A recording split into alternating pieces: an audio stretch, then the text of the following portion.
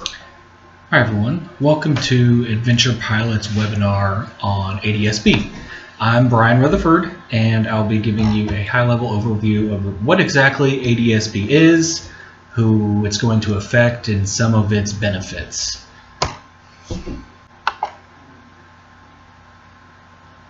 Alright, so I'm calling this webinar series The Myth, the Legend because like most myth or legends, there's a certain amount of misinformation that goes with them.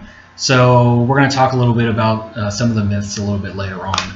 But we won't be going into a lot of detail on what systems will integrate with other ADSB systems or what will integrate with your Garmin or specific applications like that, because the combinations are endless and we just don't have the time. So this will just be ADSB in general. So we'll talk about what exactly is ADSB, the affected airspaces, benefits of ADSB, the different frequencies that ADSB operates on, ADSB out as well as ADSB in, and again some of the myths that surround ADSB in general.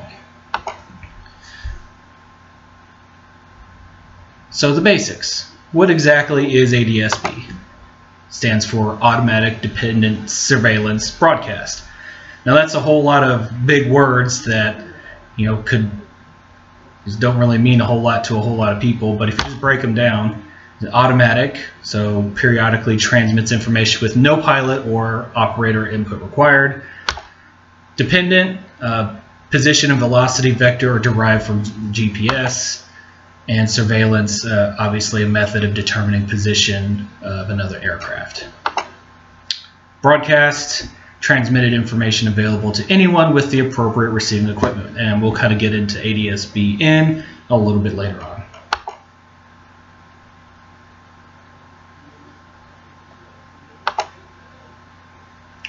So ADSB is a small part of the FAA's Next Gen Airspace initiative, which is going to basically get rid of all radar-based systems and replace it with a satellite-based traffic system.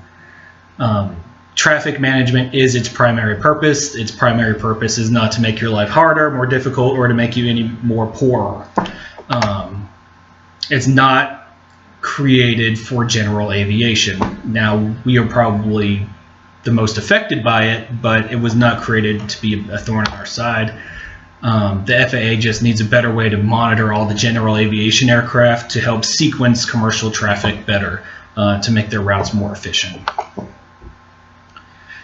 All aircraft operating in Class Alpha, Bravo, Charlie, or Class Echo above 10,000 feet MSL and airspace identified in Part 91 Appendix D will require ADSB out by 2020. Well, what does that mean? Nobody knows.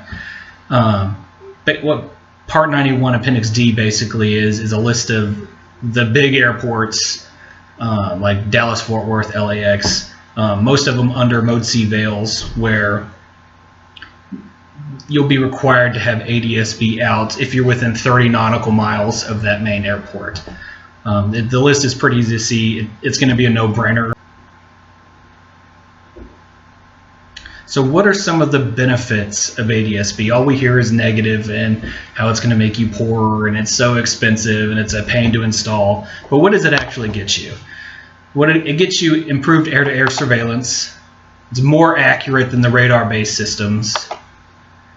You get faster update rates, reduced infrastructure costs. That doesn't really affect you directly, more indirectly, but it's less expensive to operate for the FAA.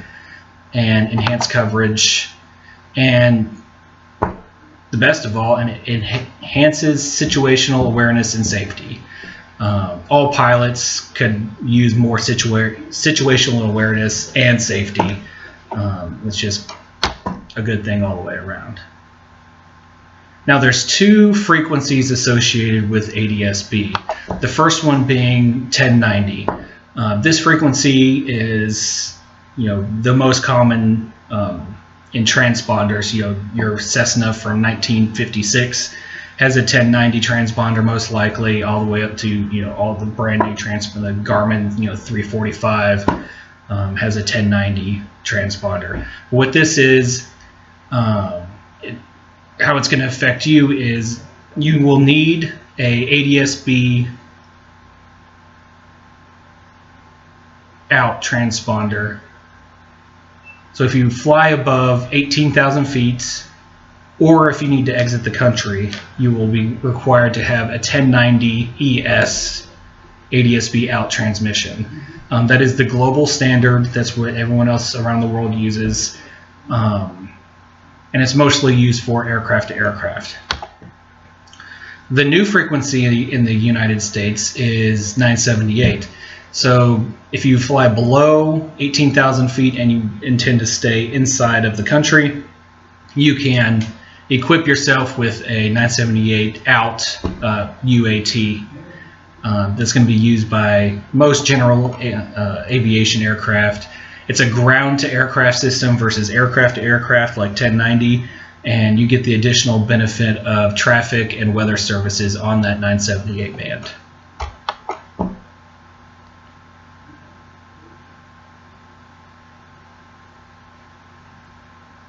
So ADSB out, what do you get?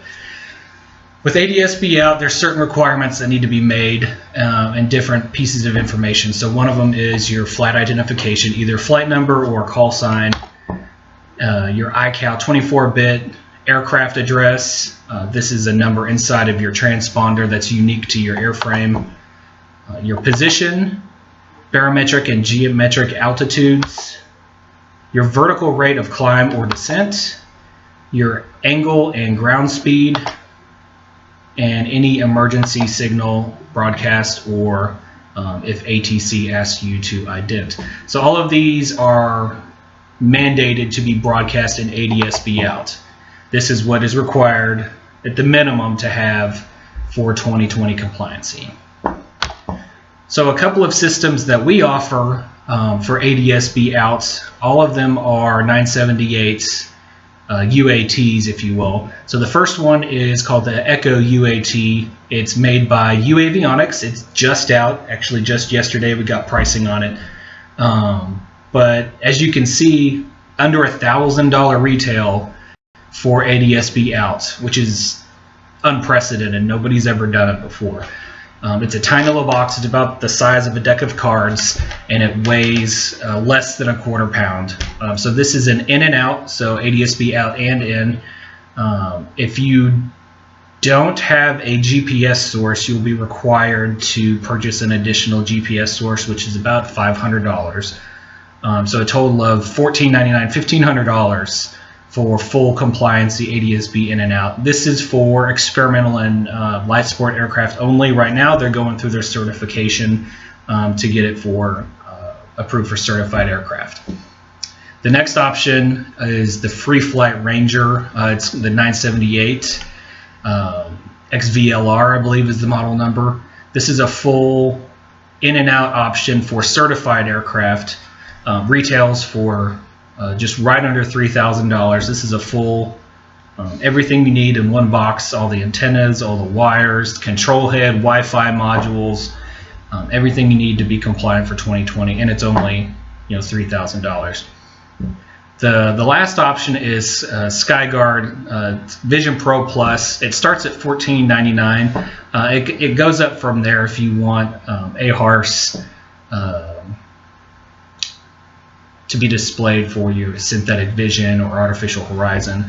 This is also experimental in LSA only. It's not approved for certified aircraft just yet, but I know they're working on that. But there's a couple different price points, all less than $3,000 to be fully compliant for 2020. Now, ADSB-in, the fun stuff, the good stuff. So ADSB-in includes FISB information, which is Flight Information System broadcast. And with FISB, you get AirMets, SIGMETs, convective SIGMETs, METARs, continental U.S. NEXRAD, regional NEXRAD weather radar, NOTAMs, PIREPs, special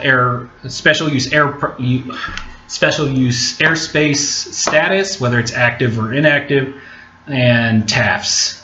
You also get winds and temperatures aloft, with ADSB in. Now this is all free of charge. All you have to do is have a receiver. Again, here are some options that we have available that we highly recommend. The first one is called the Ping for iFly. This is exclusive to our dedicated GPS units. It plugs directly into the side of the aircraft and it will display ADSB in information on your GPS. So here's just a kind of a quick look on how it would look on an iFly device or an iPad running the iFly GPS app. As you can see, there's traffic being displayed right here. You can click on it.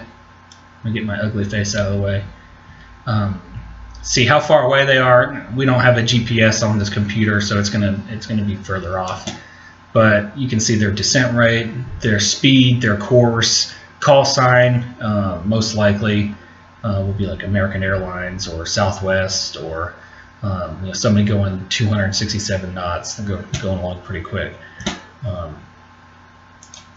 So this is the type of information you get for ADSBN. You also get the METARs and TAFs at each individual airport. So you'll get the winds, visibility, cloud base, temperature, all of these things will be available in air at no cost. So just some of the benefits of having an ADSB-in receiver. Put that back over there. All right, so the next option is the Ping Buddy 2, which retails for $159. This is not exclusive to an iFly device. You can use it on your iPad with ForeFlight, WingX, FlyQ, whatever aviation app you use. You can connect your tablet or phone to this Ping Buddy and receive ADSB in information. It'll look exactly the same as the Ping. Third option is an iLevel with AIRSPACE.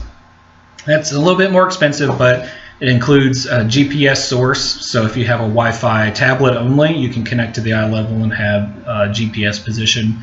It also has an AIR system and ADSB-in, so you can use synthetic vision, artificial horizon, as well as ADSB-in information. The last option is a Stratix box. It's home built, but it's similar to the iLevel, but does not have AIRSPACE capability. So it still has a GPS position on it and then ADSB-in for $250. So for anywhere between $135 to $1,200, and there's some that are more expensive than that, you can get ADSB-in information with no monthly fees or subscriptions. It's all free of charge. So some of the ADSB myths that we're about to dispel. You have to replace your existing transponder to be 2020 compliant. That is absolutely incorrect. It is an easy way to be compliant for the 2020 mandate, but you do not have to replace your transponder. If you have a Mode C or Mode S transponder, you can use a UAT, like the ones we had discussed, if you fly below 18,000 feet and intend to stay in the continental US. Now, if you're going to be above 18,000 feet or travel outside of the United States to Mexico, Canada, the Bahamas, you will need to have a 1090 transponder, in which you would have to replace your existing transponder or have an add-on ADSB unit to your transponder, depending again on what it is. You have to have ADSB in and out to meet the 2020 mandate. That is also incorrect. You do have to have out, but there is nowhere where it says that you have to have in. Is it a good idea to have in? Absolutely. For the price and the amount of information you get for your situational awareness and problem solving and just all around, having more information is good.